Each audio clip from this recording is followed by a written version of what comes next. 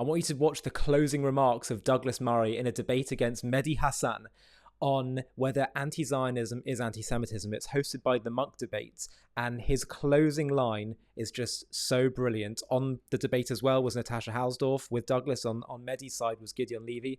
But have a watch to this very final speech of the evening, which, by the way, the pro-Israel side won the debate convincingly. But have a watch of Douglas's words, because it is so powerful.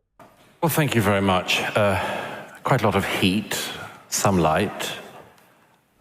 We set out this evening defining what both these terms were, and they are defined for you.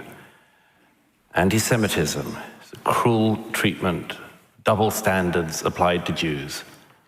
Anti-Zionism is a movement that believes that the Jews don't have the right to a state in their historic homeland.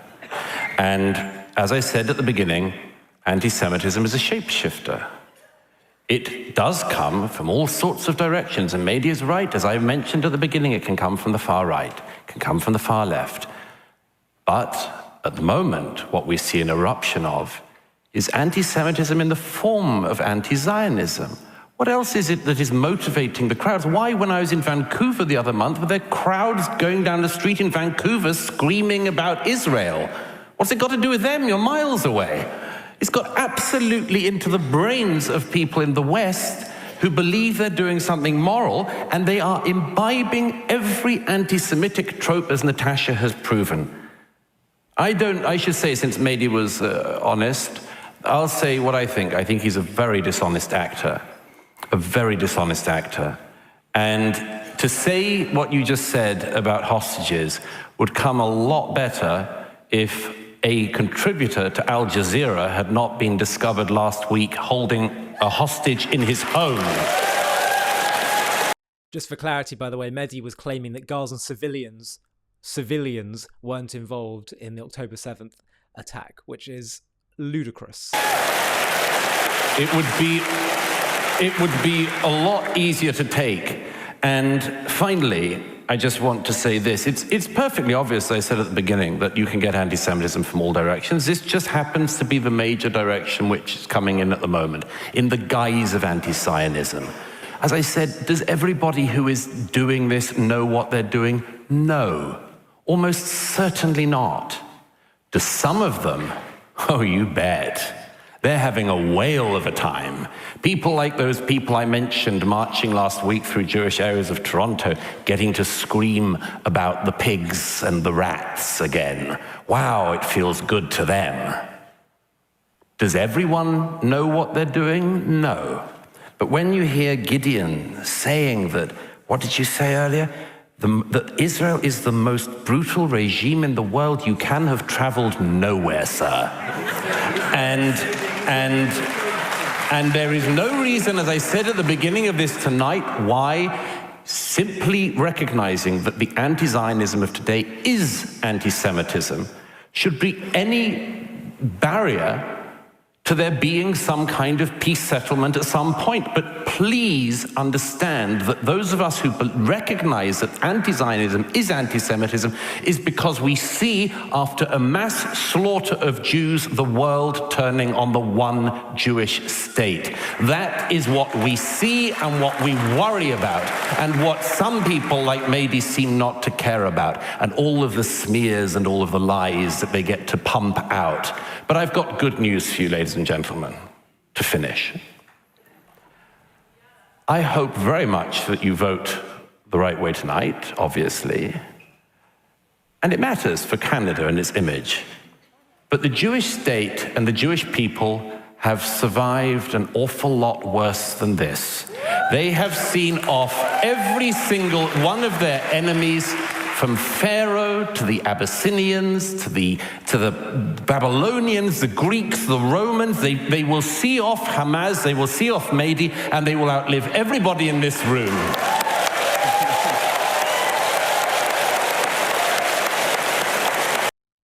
Just brilliant, amazing, and a brilliant, fantastic point to finish on. And important that we all remember that the Jewish people have a destiny that transcends the natural order of this world. And it's always been that way, and to ignore that, to deny that, would be to be willfully blind to history. And all the great historians out there that study Jewish history can see this.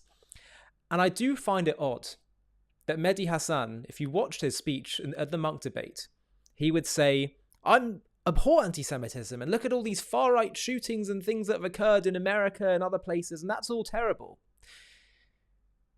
But he says the Jewish people, on the other hand, cannot have a state, ignoring the fact that it is the Jewish people's, the land of Israel is the Jewish people's ancient historic homeland that they were forced out of, ignoring the fact that it was international law that approved the Jewish people creating a state there legally, ignoring the fact that the displacement of the Arabs that occurred did not occur because the Jews pushed them out when this state was created, but because the Arab world said we will not accept any Jewish state, and they started a war, and the displacement occurred when they started a war to destroy the one and only Jewish state. But ignoring all of that, I do have to wonder, what does Mehdi think is the solution to anti-Semitism, to Jewish protection, if they can't have a state of their own? As Douglas was saying, in Europe, they didn't have a state. How did they fare there? In the Arab world, study the history of the Jews' treatment in the Arab world. Often, it was really not pretty at all. And by the way, especially even in the land of what was then British Mandate Palestine, there were pogroms, rapes, murder against Jewish communities before Israel was created, decades before. So what's his solution? Just let the Jews continue to wander the earth and have no place that they can call home? I'm sorry.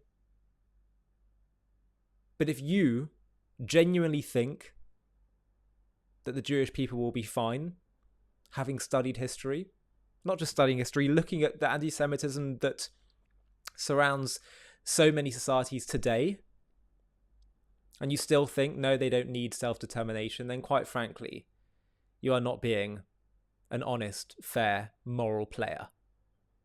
And we shouldn't buy the kind of moral pontificating that Mehdi Hasan preaches, because it is nonsense to say that he cares about the Jewish people's well-being, if that's the conclusion that he comes to.